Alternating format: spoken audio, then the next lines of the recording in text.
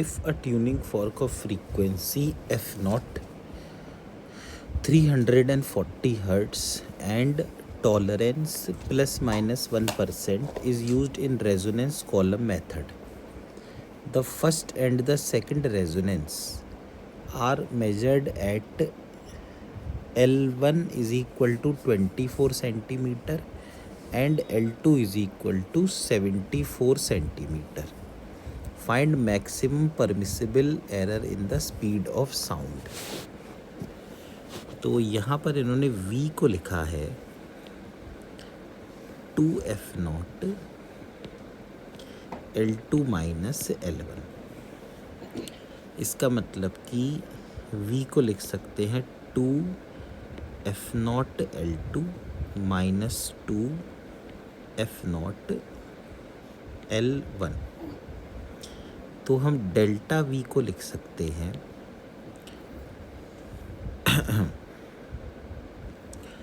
Delta of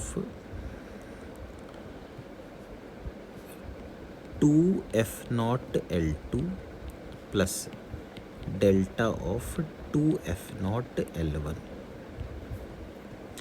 तो delta V हो गया 2 times f0 into delta L2 plus L2 into delta f0 plus 2 times f0 into delta L1 plus L1 into delta f0। तो यहाँ से delta V बनेगा 2 common ले लिया, f0 common लेंगे तो आएगा delta L1 plus delta L2 और प्लस आएगा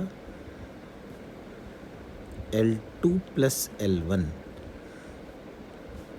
डेल्टा f0।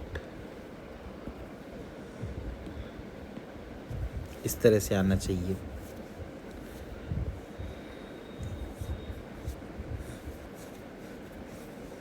ये L2 माइनस L1 भी हो सकता है, दैट इज़ नो प्रॉब्लम। अब डेल्टा V अपॉन V, ठीक है, ये प्लस और माइनस भी हो सकता है पर मैक्सिमम एरर देते हैं तो इसलिए प्लस ले रहे हैं। तो ये बनेगा दिस डिवाइड बाय तो 2f0 delta L1 plus delta L2 plus L2 plus L1 delta f0 whole divide by 2f0 L2 minus L1।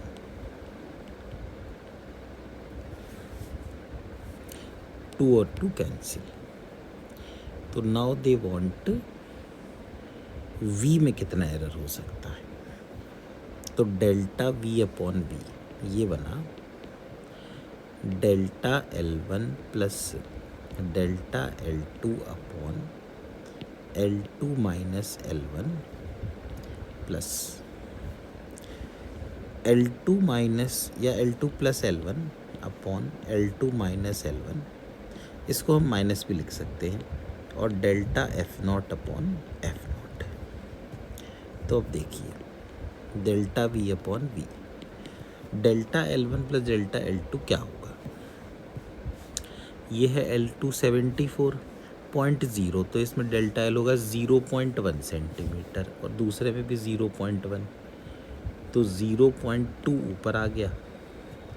और L2 माइनस L1 कितना है 74 माइनस 24 यानी कि 50 plus delta f0 upon f0, इसको हम cancel कर देते हैं क्योंकि L2 माइनस L1 ही रहने देते हैं। डेल्टा f0 अपॉन f0, तो डेल्टा f0 इसमें 1% का टॉलरेंस दिया है। 1% मतलब 340 का 1%, 3.4। अच्छा 1% दे ही रखा है तो इसको लिख देते हैं 1/100।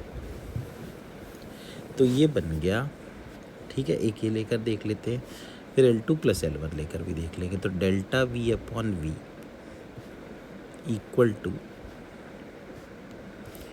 2/500 प्लस 1/100, यानी ये बन जाएगा 500 और 5 + 2 7/500।